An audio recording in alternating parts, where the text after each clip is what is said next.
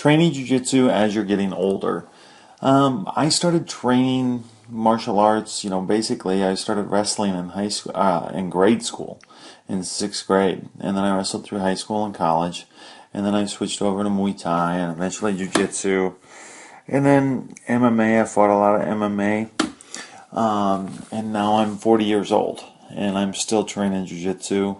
I still enjoy training just as much as I used to. How do you stay healthy and train jiu-jitsu? For me, I have to, I need to be on the mat. I can't train the way I could when I was 20 years old.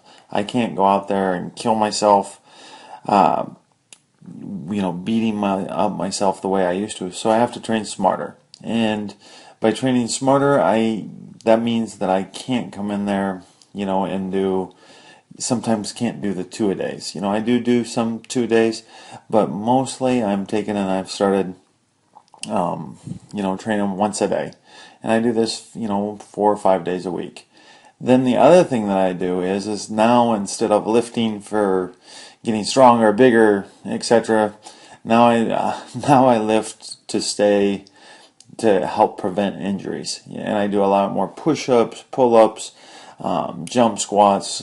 Jump squats are good for my knees. So doing that sort of stuff rather than lifting for heavy weights, which, doing heavy squats, which I think is really, really hard on your knees, and, doing overhead presses, which is hard on the shoulders. I'm lifting to just try to keep myself healthy for jiu-jitsu, for training. And I think if you do these things, then you're a lot more likely to, stay healthier for a long time. The other thing I don't do anymore is I don't run on pavement. My knees, after years and years of training and all the miles the guys ran, I can't go out there and run on pavement. I can run on grass and do sprints. I don't do any really, really long runs because it's just too hard on my knees at my age. And I'm sure that as the next 10 years of training, it's going to be interesting and stuff like that. Trying to stay in shape and making sure I don't get hurt. The next thing is tapping early. It's like if I get caught, regardless who I'm rolling with, you're going to get caught. If you go out there on the mat and you train, you're going to get caught. If somebody gets me in an armbar, I'm going to tap. I'm not going to sit there and fight it the way I probably would have when I was 20 years old, because it's like it just takes my arms too long to heal. Same thing with leg locks, especially leg locks, actually.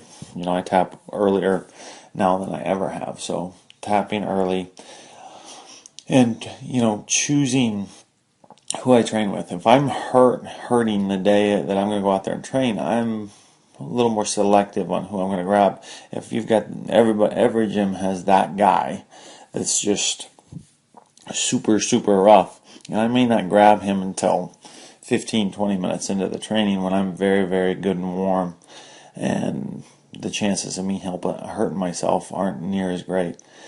I think these tips will help a guy stay healthy longer as they're training jiu-jitsu.